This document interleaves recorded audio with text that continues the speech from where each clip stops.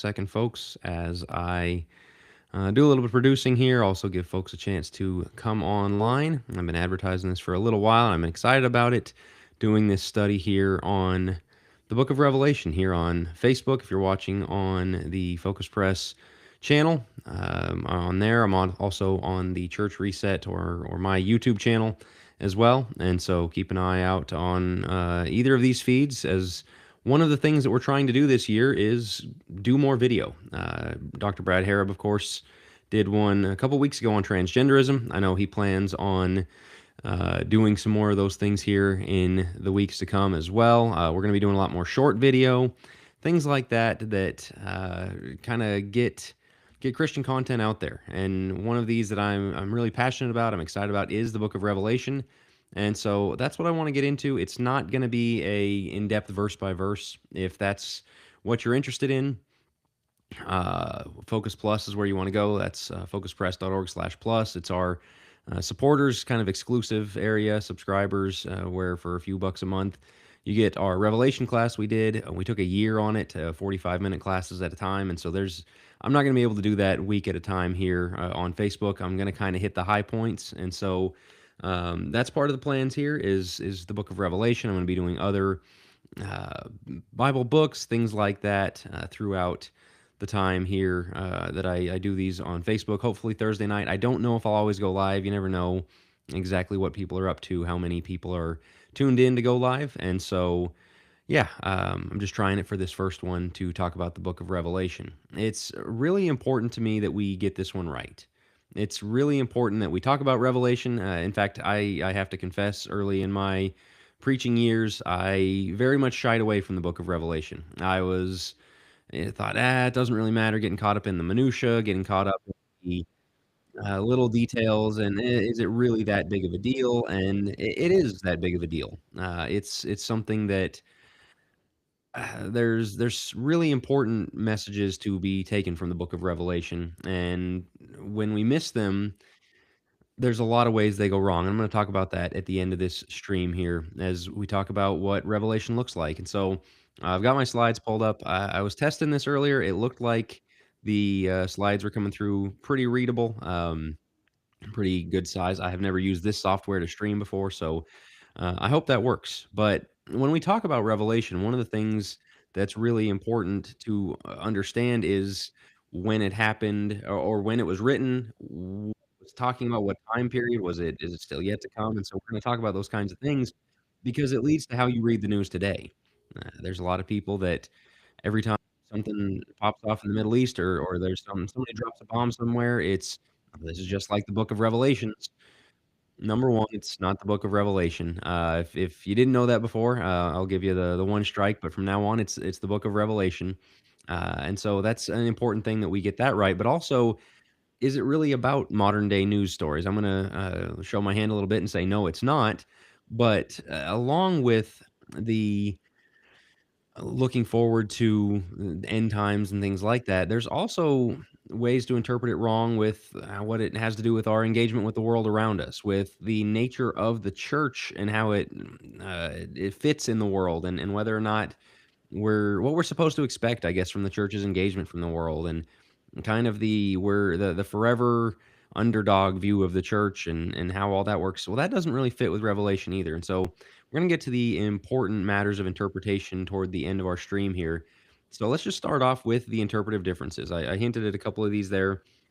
So there is the futurist, which is to say that the things that happen in the book of Revelation are still yet to come, that mostly it's looking ahead to events that we have yet to experience. And so it takes things a little more literally when it talks about the stars falling and the moon turning to blood and some of those very, I don't know, scary images that you see in the book of Revelation. It's looking at those saying, yeah, one of these days that's going to happen. And these things that are maybe over in the Middle East, again, Jerusalem is at the heart of so many things.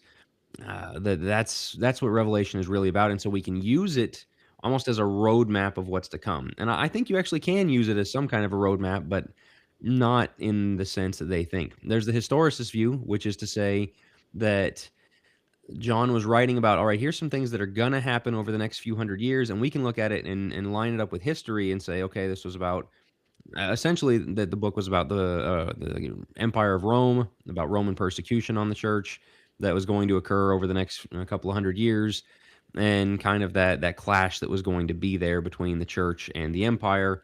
And so it would look back and say historically, that's what the book of Revelation is about.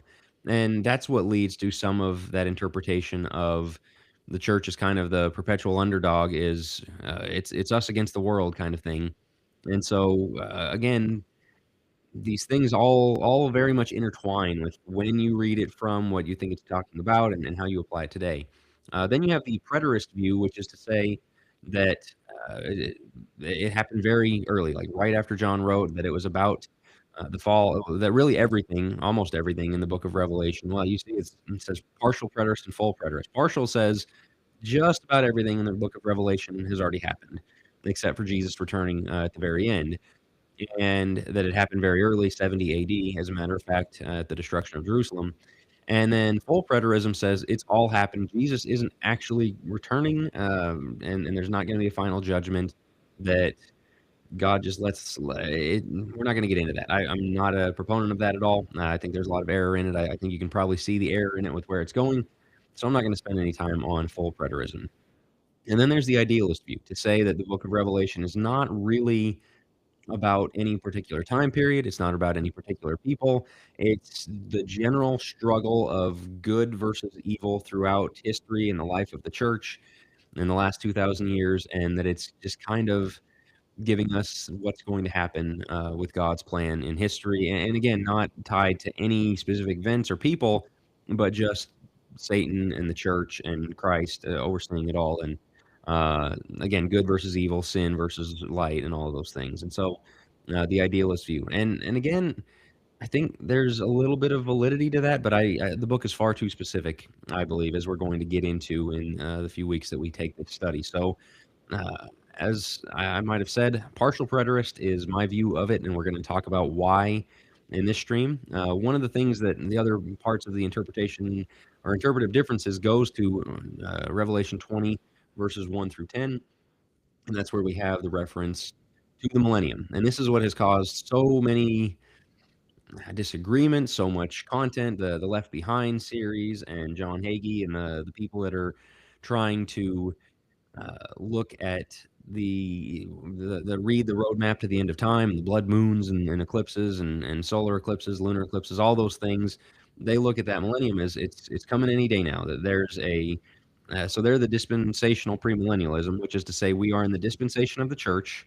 There is a dispensation coming in which Christ is reunited with the Jewish people, that he reestablishes the kingdom in Jerusalem, and in part of that, you're going to have rapture, where the faithful are taken out of this world, and the tribulation is going to come, the punishment that's going to come on those that weren't faithful, and kind of a chance, I believe, to repent and get back to him before that glorious 1,000 year reign that's still coming.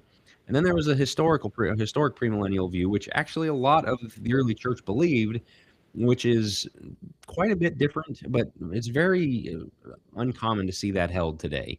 There is a rapture and a tribulation, but it's not the same with the Jewish dispensation and the rule from Jerusalem and all of those things. And then there is the amillennial view, which is to say that there's not a real literal 1,000 years. And again, this is all Revelation 20 verses 1 through 10, Satan bound, the saints reigning with Christ for 1,000 years, and then at the end of those 1,000 years, Satan is unbound and kind of that final battle before the judgment. And so, amillennials to say there's not any actual 1,000 years. That really it's taking the numerology of Revelation. It just means a lot. It's a really big period of time, and what we're in now, what we've been in since essentially the book of Revelation, up until, well, not the end, but up until that final judgment. In fact, you'll hear the amillennial say that we are in between Revelation 20 verse 6 and 20 verse 7, which is to say we're 1,000 years, and at the end of this period is when Satan and the judgment and all that's going to happen. And so then you have the postmillennial view, which is to say that there's going to be this great and glorious 1,000 year reign of Christ in which Christianity has flourished and spread throughout all the world. It's kind of the most optimistic case, the best case scenario that Christianity is going to have this golden era in the world we live in, and then at the end of that, Christ is going to come. And so you can see how these things would affect your worldview, right? You say, well, why does this matter? This is really getting into the weeds.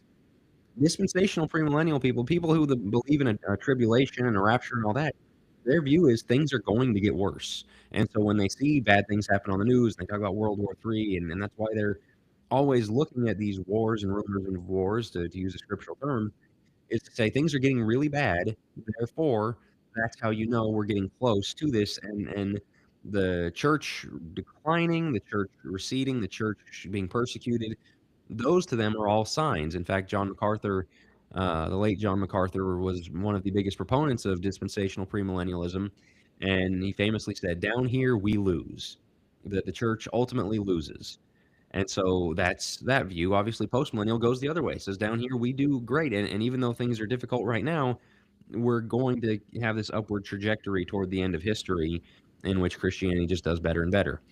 Amillennial, which is what most in the churches of Christ would call themselves, is much different. It doesn't have an optimistic or pessimistic side to it. It just basically says we're here until he comes back, so let's just get to work.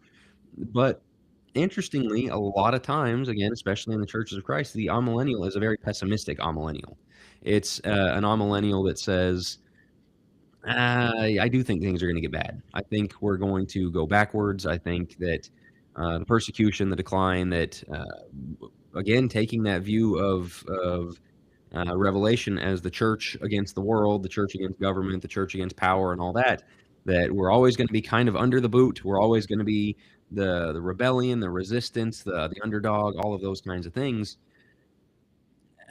Okay, that's kind of and so you can see where that gets to a pessimistic amillennialism. And then you can have an optimistic amillennialism, which is to say, okay, it's not going to be as great as the postmillennials say, but I expect the gospel to bear fruit. I expect the church to grow. I expect it to spread to all nations and all of those kinds of things, and to be received where it goes, even if it meets persecution. But eventually, it will that seed will grow and that will take root, and the glory of the Lord will be throughout the earth. And so, not that it matters that much for in the grand scheme of things, I am an optimistic amillennial, not postmillennial. I think they're a little too optimistic, but I do think we can say that there is going to be a bright future ahead for the church. And so I'm going to pause to take a breath right there. We've covered a lot of that really fast. Those of you that are watching, be sure to click like, whether you're here on Facebook or YouTube. That always helps us with the algorithm. So just reach down there and tap that button.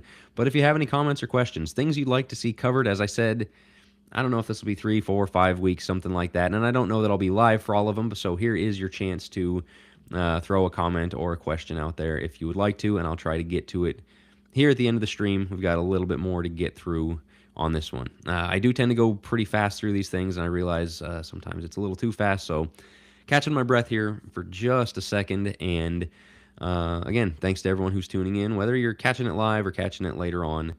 It's good to see everyone here. So moving on from the millennial views is and again, this is at the heart of these interpretive battles, is when was it written? There is the early view, 64 to 69 AD, that would lend toward the preterist view, that this was about Jerusalem, it was about the temple, it was about things that were going to happen right away.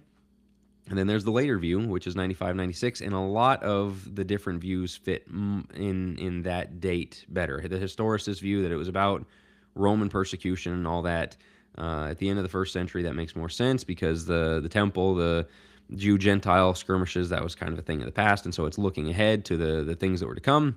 And then, of course, if you're viewing it as futurist and it's the end of time, well, it doesn't really matter to you then where it was written, but I believe most of those would still fall in the 95, 96 AD camp. A lot of times with dates of books of the Bible, it just doesn't matter that much. It can be a little bit helpful, but it's not zeroing in on it doesn't matter that much. With Revelation, and I've heard teachers say, "Yeah, I don't really fixate on that." You need to, because you don't know what the book is talking about if you're not sure when it was written and what it was addressing. It's like the difference between reading something and saying it's talking about the war, and you're reading it in, I don't know, 1992 in Desert Storm, or you're reading it in 1944 and it's World War II. I mean, it's just totally different worlds that's coming from. Well, it's very similar here. You've got to know what the context is, what we're talking about. So, with that, the against or for the later date, Irenaeus is usually the weapon that is pulled out for to make the case for that, where he wrote, "We will not, however, incur the risk of pronouncing positively as to the name of Antichrist, for if it were necessary that his name should be distinctly revealed in this present time, it would have been announced by him who beheld the apocalyptic vision. For," and this is where it gets confusing a little bit, "it was seen not very long time since, but almost in our day, towards the end of Domitian's reign." That again is he's pointing toward John, Revelation, in the broader context of that quote. The question is, was he talking about John and the revelation that he saw this and that this all took place in Domitian's reign, which was in the 90s AD, or the Antichrist, or what necessarily were we talking about there? It's not clear, but that is the quote that's usually leaned on to say it was the later date. Well, as I said, I believe Revelation held the earlier date, and so I'm going to go over the evidence for that. And I think it's mostly the text itself. I think we can dispute Irenaeus. He got some details wrong. He seemed to think that Jesus lived to the age of 50, and so always take what he says with a grain of salt, even if he was saying that John wrote in 90 AD. We have some other contemporary things, a Syriac New Testament, I believe, that dated Revelation in the earlier date. But as I said, in the text itself, I think we have enough evidence to go on to say that Revelation was written in the 60s, and therefore, again, why does this matter so much? Because it tells us what the book is talking about. And when you understand this, it does start to unlock the book a lot, I believe. So Revelation 11, 1 and 2 in the New American Standard says, "Then there was given me a measuring rod like a staff, and someone said, 'Get up and measure the temple of God and the altar and those who worship in it. Leave out the court which is outside the temple, and do not measure it, for it has been given to the nations, and they will tread underfoot the holy city for 42 months. Interesting that he said the temple of God there, measuring the temple of God, and you could say it was a figurative temple, it was the temple in heaven. I don't know. It's talking about the temple and the holy city. By 96 AD, there was no temple left in the holy city. It was demolished in 70 AD, which would point toward that 65 to 68 date of writing. And so, not only that, but you can point back to Jesus' own words here in Luke 21, 20 through 24, or 20, and then we'll jump ahead to 24. "But when you see Jerusalem surrounded by armies, then recognize that her desolation is near. And they will fall by the edge of the sword and will be led captive into all the nations, and Jerusalem will be trampled underfoot by the Gentiles until the times of the Gentiles are fulfilled." This is in that passage where he's saying, hey, there's not going to be one stone left on another about the temple complex, and the apostles are asking him, when is this going to happen? What are going to be the signs of these things? He says, when Jerusalem's surrounded by armies, and it's going to be trampled underfoot by the Gentiles. Well, what did we just see in Revelation 11, 1 and 2? It's going to be tread under foot the holy city for 42 months. Well, who was going to do that? Well, it was going to be the Romans, the Gentiles. And so, again, I think that's a pretty good case there. You also have Revelation 11, verse 8. It says, "Their dead bodies will lie in the street of the great city, which is mystically called Sodom and Egypt, where also their Lord was crucified." A lot of times we kind of naturally assume when it talks about Babylon in the book of Revelation that that's about Rome, the big bad empire, and therefore that must be Babylon. Yet Sodom and Egypt here, two other bad guy examples you can draw on in the text, they are very clearly talking about Jerusalem. And so I think that is a necessary thing for us to take in as well, that the bad city he's talking about here, where the Lord was crucified, is Jerusalem, and they're called Sodom and Egypt. And I believe we'll get into this in our textual study at some point over the next few weeks, that Babylon itself in the book of Revelation was Jerusalem for all the wickedness that it had taken on in that time. So, again, you've got a reference to the city where the Lord is crucified. Revelation 1:1, you go right back to the start of the book. This in itself, I think, is pretty solid evidence. "The revelation of Jesus Christ, which God gave to him to show to his bondservants the things which must soon take place, and he sent and communicated by his angel to his bondservant John." When he says things that must soon take place, there you're looking at it as like over the next few years for the preterist 70 AD destruction of Jerusalem view. You're looking at it for the next couple hundred years for the historicist Roman Empire view, or you're looking at it for 2,000 plus years with the, well, not 2,000 plus, but 2,000 at the very least years for the futurist view to say that these things which must soon take place. And of course, people would say, well, with God, a year or days like 1,000 years, and so forth. I think he was being literal when he said must soon take place because, number one, his audience was those people, the seven churches of Asia. He's talking to them about the persecution which they were undergoing from the synagogue of Satan and from false teachers and people leading them astray. And he's telling them, hey, relief is coming. Well, what kind of relief was offered to them in the near future? Because that also tells us it wasn't written directly to us. When we get into that, okay, well, this is happening over in Russia and this is happening in the Middle East, that's what, this is what Revelation is talking about. We're saying this book has not been relevant for 2,000 years, and now it starts being relevant to people. It wasn't, it was not to the seven churches, but to us. It is relevant to us, but it was not directly to us. It's to them about things which must soon take place. I think that's way more literal than sometimes we give it credit for. Continuing on in that chapter, one of the points of contention on this is Revelation 1:7, where it says, behold, he is coming with the clouds, and every eye will see him, even those who pierced him, and all the tribes of the earth will mourn over him. So it is to be. Amen. So the question is that Jesus, he's going to be seen on the clouds, and we think this is his final return. I don't believe it is. I believe it is his ascension unto heaven, as we're going to see here in just a second, but it's also something he pointed to in the Gospels to say it was going to happen, because what's key here is in Revelation 1:7. See there in the middle of that sentence where it says, even those who pierced him. That is the scribes, the Pharisees, the Sadducees, the leaders of that day. They're going to see this coming in the clouds that makes this clear. And so how did that happen? He didn't have the final return there in Jerusalem in 70 AD. So how did they see him coming on the clouds? We have to go back, and this is one of the keys to Revelation, is it's referencing the Old Testament a lot. If you're going to get it, you have to go back to the Old Testament and do all the source documents, all the source quotes where they're coming from, and see what it had to say. So in Daniel 7, it's Daniel says, I kept looking in the night visions, and behold, with the clouds of heaven, one like a son of man was coming, and he came up to the Ancient of Days and was presented before him. And to him was given dominion, glory, and a kingdom, that all the peoples, nations, and men of every language might serve him. His dominion is an everlasting dominion which will not pass away, and his kingdom is one which will not be destroyed. So the Son of Man, obviously that's Jesus, to the Ancient of Days. Jesus, behold, with the clouds of heaven, one is coming. So coming on the clouds, the Son of Man, this is his ascension to heaven to receive the kingdom which will not pass away. Well, Daniel's already talked about that kingdom, and that the nations are going to serve him. This, to me, is where you start getting into my point earlier of how Revelation judges how we see the world today. Do we see Jesus as kind of, again, him against the world, the church against the world, or do we view this as this all belongs to him and we're just in the process of putting his name tag on it? And that optimism, that positive vision of, hey, the nations, and the nations matter. This is another important thing, that it's a key word in Revelation. The nations are a part of this. And so when we talk about government, when we talk about politics, these things come to pass here. But that is in Daniel 7, when it talks about Jesus coming on the clouds, that's his ascension to power, and really the finality of what you see at the end of the book of Revelation, the marriage feast of the Lamb with the church, and the rejection of the former bride. And so there's a lot to get into there down the road. Having said that, Jesus himself in Luke 21, he said, then they will see the Son of Man coming in a cloud with power and great glory. That's that same passage we talked about earlier about Jerusalem and its desolation, trampled underfoot by the Gentiles. They will see the Son of Man come in a cloud with power and great glory. Truly I say to you, this generation will not pass away until all things take place.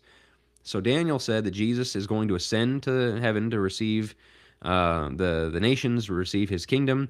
What did Jesus say right before he ascended? All authority has been given to me in heaven and on earth. And so that is, again, it's in this first century time period these things happen. And I think the finality of that is making it clear to everybody there is no more old system. There's no more old law system. The temple is destroyed. And he said, this generation will not pass away until all things take place, which takes us all the way back to Revelation 1:7, where he said that those who pierced him are going to see him coming on the clouds. And so, again, it all kind of fits in with these Old Testament texts and Jesus' quotes himself and what we have here. So why all of this matters? Again, this gets very technical when we're talking historicist, futurist, preterist, when we're talking premillennial, amillennial, postmillennial, all those things. I've taught on this before, and you can kind of see people's eyes glaze over a little bit. This stuff really matters. The book of Revelation is heavily about our worship and why Jesus is worthy of our worship and do our worship and what will happen with those who won't worship him. And you kind of have that throne scene in heaven and the just powerful beings up there and all that and all of them bowing down to Jesus and the casting of the crowns and what that means and that's important stuff. Of course, there's eschatology, the end times, what's going to happen at the end, and that the word rapture is not in this book. That a lot of the looking at the world today and trying to determine, oh, does this mean we're in the end times? You get a much clearer picture of it when you're not trying to do that, and when you understand Revelation a little bit better. The Christology, who Jesus is, one of the biggest problems in Christianity today is we don't know who Jesus is, and you'll see people say stuff like, well, it turns out the lion was actually a lamb. He's both of those things. And a lot of times you'll see the Sermon on the Mount and the meek and lowly Jesus, which is absolutely there, uh, basically emphasized at the expense of every other representation, manifestation of Jesus, almost like the cleansing of the temple was a bad day, and you got the Old Testament God, New Testament God thing. Revelation puts us right on that. Revelation, he's got a sword coming out of his mouth. He's got eyes like fire. You've got this powerful view of Jesus, who's also the Lamb, whose robe is dipped in blood, and the Lamb that was slain, and so it's we always want to have like the really really tough Jesus or the wimpy lay down and just let everybody be Jesus. Revelation gives us the best picture of Jesus, I think, outside of the Gospels, and it kind of completes what sometimes we miss when we just focus on the Gospels.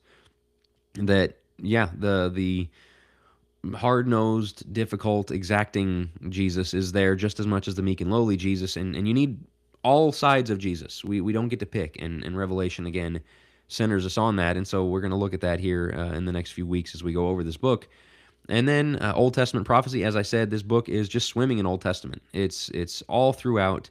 It's a really important factor in what happens in the book of Revelation, and so it helps you understand some of those really weird things that Daniel talks about, the weeks and how many weeks things are going to happen and what they're going to see at the end of those weeks. Some of the things Ezekiel sees, some of the things Isaiah sees. Even in the Psalms, you've got all these prophecies that, and Zechariah, and so many Old Testament things that we just look at and go, I don't really know what to do with that. It falls into place pretty well when you view Revelation the right way. But then the New Testament itself makes a lot more sense. The difficult passages in the New Testament, I believe, such as the man of lawlessness in 2 Thessalonians 2, Romans 9 through 11 about the fullness of the Gentiles coming in and then all Israel will be saved and things like that, I think is cleared up by Revelation, Matthew 24, and where people get the tribulation and the rapture, and one will be there and one won't be there, and things like that. When you understand Revelation properly, things like that really make more sense, but also the Jew-Gentile relationships in the New Testament that is such a challenging thing. The book of Acts, things like that, just fall into place so much better when you understand Revelation as kind of that final piece of the puzzle that helps put other things together. And then, as I said, your political worldview. One of the things that frustrates me about when people talk about the book of Revelation is, well, Jesus wins in the end. Yeah, he wins in the end, but he's winning right now. He wins immediately in the book of Revelation, and it's not just that he's reigning right now, it's that he and the saints are reigning right now. That he already won, and we're winning with him. We're in the process of completing that victory. And so it's one of those just kind of, well, let's just put it all off until the final judgment. Jesus wins in the end. Okay, but what about now? Or the, well, it's just Babylon the Great is government, and we're always going to be persecuted in this world, and the church is never going to get ahead. I don't really believe that. That God will keep score in the end. No, God's keeping score right now. And so when you understand Revelation, as Lord willing, we're going to try and do a little bit better here in the few weeks that we do this overview. I hope you come out with a stronger understanding of it. That it's not your roadmap to understanding the geopolitical climate of the world today, but it's also not just buckle up, things are going to be real bad, but then when we die, everything gets better. I think it helps us a lot. It gives me a lot of comfort, honestly, in a very tumultuous world, in a very difficult world, a world where Christianity seems to be dealing with a bit of a decline right now. Knowing Revelation better has given me a great deal of comfort. And so I think there's just a lot in this world that it can help us with, and it's something that we need to spend more time on getting it right. Like I said, some people will just look at it and go, Jesus wins in the end. Or as far as what happens with the millennium, people say, well, I'm a pan millennial. It all pans out in the end, and it's like, yeah, okay, that's kind of funny, but it helps a lot better to have something solid to hold on to say, here's what God is doing in the world, as he showed us all the way back in 70 AD with the temple, with Jerusalem, with those that persecuted him and persecuted his church, that he's keeping score. And it's not this meek and lowly, wimpy Jesus. It's King of Kings, Lord of Lords, and every knee needs to bow. And yeah, it really centers us where we need to be on so many of those issues. So that's kind of our intro overview for this week. Lord willing, I'll be back next week. I don't think I'll be live because I think I'm going to be not at my desk at the very least. And so it will be up on the YouTube channel. It will be up on the Church Reset podcast feed. As always, it's pretty hard to sit and watch these 30 minutes at a time. If you want to catch it on the go, subscribe to the Church Reset feed and you'll just get it. You can listen to it wherever you are. And yeah, that's about all I have to plug for now. So if you're watching, as always, I be sure to hit like, and I will talk to you guys on the next one.